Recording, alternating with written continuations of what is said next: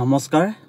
প্ৰাণৰ শিল্পী শ্ৰদ্ধাৰ জুবিন গাৰ্গৰ ৰহস্যজনক মৃত্যুৰ ন্যায় বিচাৰি আজি শিৱসাগৰত জুবিন গাৰ্গ ডাঙৰীয়াৰ এক শ্ৰদ্ধাঞ্জলি অনুষ্ঠান অখিল গগৈ ডাঙৰীয়াৰ নেতৃত্বত আয়োজন কৰা হয়।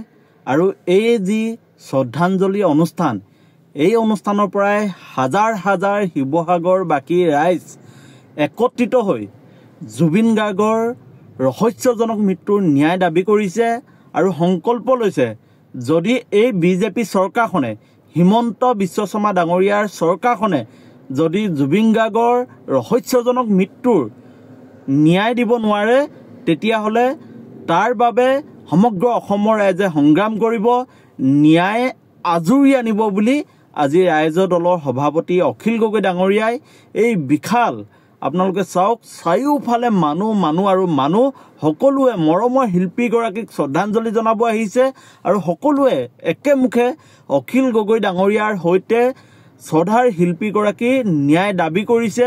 চৰকাৰখনে যাতে জুবিন গাৰ্গৰ ৰহস্যজনক মৃত্যুক লৈ ৰাজনীতি নকৰে, তাৰ কাৰণে সকলোৱে দাবী জনাইছে।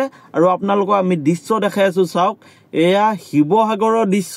শিৱসাগৰত অখিল গগৈ ডাঙৰীয়াৰ নেতৃত্বত আজি জুবিন গাৰ্গৰ ৰহস্যজনক মৃত্যুৰ ন্যায় বিচাৰি এইদৰে ৰাইজ একত্ৰিত হৈছে। এইটো অকল গীতৰ অনুষ্ঠান নহয়, এইটো অকল শ্ৰদ্ধাঞ্জলিৰ অনুষ্ঠান নহয়, এইটো হ'ল জুবিন দাৰ এটা ন্যায় সমাৱেশ, হয়নে? ন্যায় সমাৱেশ। আমি ইয়াৰ পৰা অসম চৰকাৰক তিনিটা কথা ক'ব খুজিছোঁ। এক নম্বৰ কথাটো হ'ল যে এতিয়া যিটো তদন্ত চলি আছে, এইটোক লৈ আমি কোনোপধ্যে সন্তুষ্ট নহয়। হয়নে নহয় কথাটো হয়নে নহয়? আমি চৰকাৰে যিটো তদন্ত চলাই আছে তাক লৈ সন্তুষ্ট হয় জানো? আমি দাবী কৰোঁ যে তদন্তটো ঠিককৈ কৰিবৰ কাৰণে CBI, ভাৰতৰ আটাইতকৈ ডাঙৰ ইনভেষ্টিগেশ্যন এজেঞ্চি CBIক তদন্তৰ দায়িত্ব দিয়া হওক। আৰু অকল ইয়াত তদন্ত নহয়, য'ত ঘটনা ঘটিছে তাত গৈ তদন্ত কৰা আৰম্ভ কৰা হওক। হয়নে নহয়? তৃতীয়, আমাক যিটো ন্যায় লাগিব বুলি কৈ আছো, আমাৰ কাৰণে ন্যায়টো কেৱল আৰু কেৱল দুটাই হ'ব পাৰে।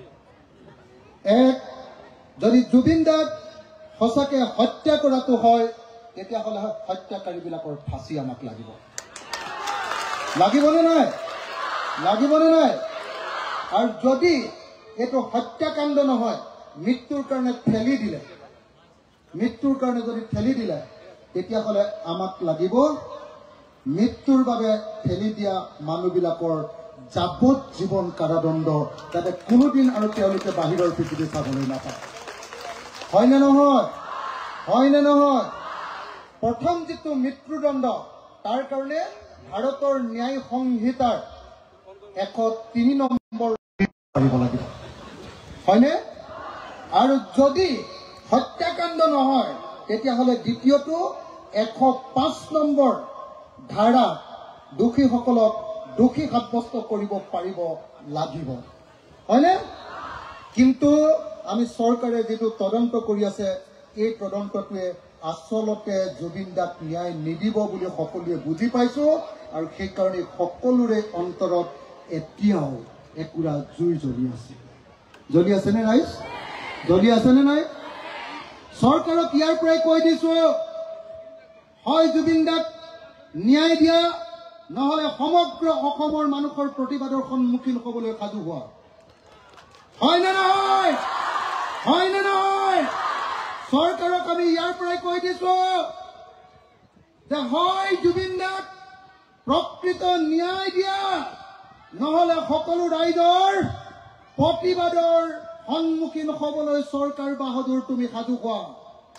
হয়নে নহয়? যদি হয়, একেলগতে জোৰকে এটা হাত তালি। হয়নে?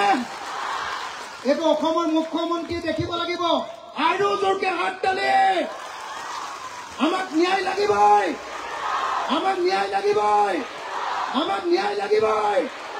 লাগিবনে? লাগিব লাগিবনে অকল আমি জুবিন দাৰ গীত শুনিবৰ কাৰণে অহা নাই, অকল জুবিন দাক ফুল দিবৰ কাৰণে অহা নাই, অকল জুবিন দাৰ কাৰণে কান্দিবৰ কাৰণে অহা নাই, একেলগতে আমি জুবিন দাৰ কাৰণে ন্যায় আজৰি আনিবলৈ আহিছো। হয় নে নহয়? হয় নে নহয়? হয় নে নহয়? শিৱসাগৰৰ পৰাই এই ন্যায় আজৰি অনাৰ ন্যায় যাত্ৰা আজিৰ পৰা আৰম্ভ হৈছে। যদিকে চৰকাৰে ন্যায় নিদিয়ে, দৰকাৰ হলে গোটেই অসমৰ ৰাইজ ৰাজপথলৈ ওলাই আহিব লাগিব আৰু চৰকাৰৰ পৰা আমি ন্যায় কাঢ়ি আনিব লাগিব। হয় নে নহয়? হয় নে নহয়? হয় নে নহয়? আমাৰ প্ৰিয় শিল্পীবিলাক আজি যিসকলে আমাক প্ৰত্যেক জীৱনৰ প্ৰত্যেকটো সময়ত দুখৰ সময়ত গান দিয়ে।